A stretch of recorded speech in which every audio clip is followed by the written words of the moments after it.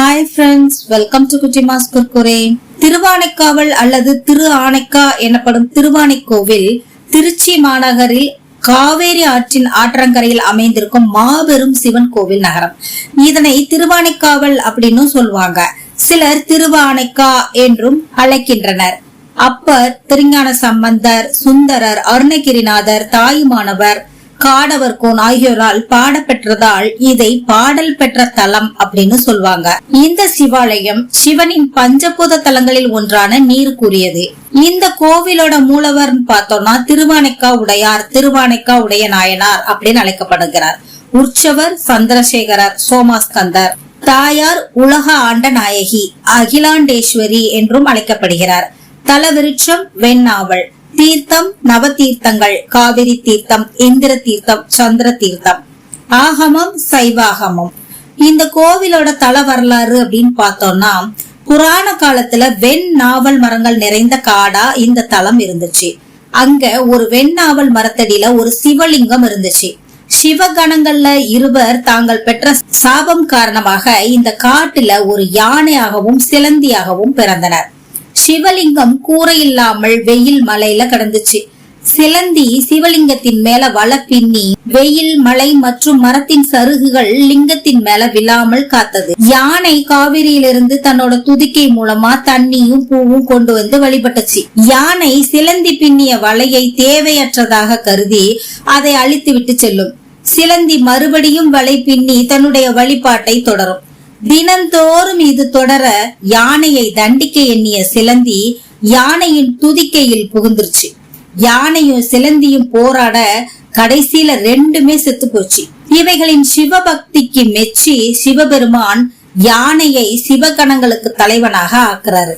சிலந்தி மறுபிறவில கோச்செங்கட் சோழன் என்ற அரசனாக பிறந்தது. பூர்வ ஜென்ம வாசனையால் கோச்செங்கட் சோழன் யானை ஏற முடியாதபடி குறுகலான படிகளை கொண்ட கட்டுமலை மீது சிவலிங்கம் ஸ்தாபித்து 70 கோவில்கள் கட்டினான். அவை எல்லாமே மாட கோவில்கள் அப்படின்னு அழைக்கப்படுகின்றன. கோச்செங்கட் சோழன் கட்டிய முதல் மாட கோவில் திருவானைக்கா ஜம்புகேஸ்வரர் கோவில். இந்த கோவிலோட 4வது திருச்சுற்று மதிலை இறைவனே நேரில் ஒரு சித்தரை போல் வந்து மதில் சுவர் எழுப்பிய பணியாளர்களுக்கு திருநீரை கூலியாக கொடுத்ததாக தல வரலாறு கூறுகிறது. பணியாளர்களின் உழைப்புக்கு ஏற்ப திருநீரு தங்கமாக மாறியதாகவும் தல வரலாறு சொல்லுது. இதனால இந்த மதிலை திருநீற்றான் மதில் அப்படின்னு அழைக்கிறாங்க. இந்த கோவிலோட சிறப்புகள் அப்படின்னு பார்த்தோம்னா, திருவானைக்கா பஞ்சபூத தலங்களில் ஒன்றான அப்பு தலமாகும். வடமொழியில் அப்பு அப்படின்னு சொன்னா நீர். மூலவரான ஜம்புகேஸ்வரரின் லிங்கம் இருக்கும் இடம் தரைமட்டத்திற்கு கீழே இருப்பதால் எப்பவும் தண்ணீர் கசிந்து கொண்டே இருக்கும். கோடை காலத்திலும் காவேரி வறண்டிருக்கும் நேரங்களிலும் இந்த நீர்க்கசிவு வற்றுவதில்லை அப்படிங்கிறது குறிப்பிடத்தக்கது. திருவானைக்கா ஜம்புகேஸ்வரர் கோவில் ஒரு மிகப்பெரிய கோவில். சுமார் 18 ஏக்கர் நிலப்பரப்புல நீண்ட உயரமான மதில்களும் 4 திசைகளிலும் கோபுரங்களும் 5 பிரகாரங்களும் உடையது. அம்மன் அகிலாண்டேஸ்வரியின் சந்நிதி 4ஆம் பிரகாரத்தில் உள்ளது. தனி சந்நிதியில் கிழக்கு நோக்கியவாறு அகிலாண்டேஸ்வரி என்னும் அகிலம் ஆண்ட நாயகி காட்சி தருகிறாள். மூலவர் ஜம்புகேஸ்வரர் 5ஆம் உள்பிரகாரத்தில் சுயம்புவான அப்புலிங்கமாக எழுந்தருளியுள்ளார். திருவானைக்கா அன்னை அகிலாண்டேஸ்வரியின் ஆட்சி தலம். அகிலாண்டேஸ்வரி அம்மையின் காதுகளில் இருக்கும் காதணிகள் பெரிதாக பக்தர்களின் பார்வைக்கு மிக நன்றாக பளிச்சுன்னு தெரிகிற அளவுக்கு இருக்கும். இந்த காதணிகளை தாடகங்கள் அப்படின்னு சொல்லுவாங்க. அம்பாள் முன்னொரு காலத்தில் மிக உக்கிரமான உருவத்துடன் கொடூரமாக இருந்ததாகவும் பக்தர்கள் வழிபாடு செய்ய மிகவும் அச்சமுற்றதாகவும் இருக்கவே ஸ்ரீ ஆதிசங்கரர் ஸ்ரீ சக்கர ரூபமான இந்த காதணிகளை பிரதிஷ்டை செய்து அம்பாளின் உக்கிரத்தை தணித்தார் அப்படின்னு தல வரலாறு சொல்லுது. அன்னையின் உக்கிரத்தை தணிப்பதற்காக முன்புறம் விநாயகரையும் பின்புறம் முருகனையும் பிரதிஷ்டை செய்துள்ளனர். அதிகாலையில் கோபூஜையும் உச்சி காலத்தில் சுவாமிக்கு தினமும் அன்னாபிஷேகமும் நடைபெறுகிறது. உச்சிக்கால பூஜையின் போது சிவாச்சாரியார் அன்னை அகிலாண்டேஸ்வரி போல பெண் வேடமிட்டு கிரீடம் அணிந்து கொண்டு மேல வாத்தியங்களோடு யானை முன்னே செல்ல சுவாமி சந்நிதிக்கு வந்து சுவாமிக்கு அபிஷேக ஆராதனைகளை செய்வது இந்த தலத்தின் தனிச்சிறப்பாகும். இங்க இருக்கிற ஜம்புலிங்கம் அன்னையால் செய்யப்பட்டது. ஒருமுறை பூமிக்கு வந்த அம்பிகை சிவனை வழிபட சித்தம் கொண்டார். அழகிய காவேரியில் சிறிது நீர் எடுத்து லிங்கம் வடித்தார். அம்பிகையின் திருக்கரங்களில் இருந்த நீர் லிங்கமாக மாறியது. அம்பிகை அந்த லிங்கத்தை வழிபட்டு ஆனந்தம் அடைந்தார். நீரால் செய்யப்பட்டதால் லிங்கம் ஜம்புகேஸ்வரர் என அழைக்கப்படுகிறது. மற்றொரு சந்நிதியில் குபேர லிங்கம் இருக்குது. மிக பெரிய வடிவாகவும் பலமுக ருத்ராட்சம் தாங்கியும் இருக்குது. இந்த குபேர லிங்கத்தை குபேரன் வழிபட்டதால் தான் சிவன் அருள் பெற்று செல்வந்தன் ஆனார் என்பது வரலாறு. இப்போது மக்கள் அதிகம் வழிபாடு செய்யும் இடங்களில் ஒன்றாக குபேரலிங்க சந்நிதி இருக்குது. பல அரிய சிற்பங்களும் இந்த தலத்தில் காண கிடைக்கின்றன. அதுல முக்கியமானது 3 கால் முனிவர் சிலை. சிவலிங்க சந்நிதிக்கு இடப்புறம் அமைந்துள்ள வெளிப்பிரகார தூண்களில் இந்த சிற்பம் காண கிடைக்கிறது. அது மட்டும் இல்லாம ஏகநாதர் திருவுருவம் அன்னையின் சந்நிதிக்கு வெளியே இருக்கிற தூண்ல இருக்குது.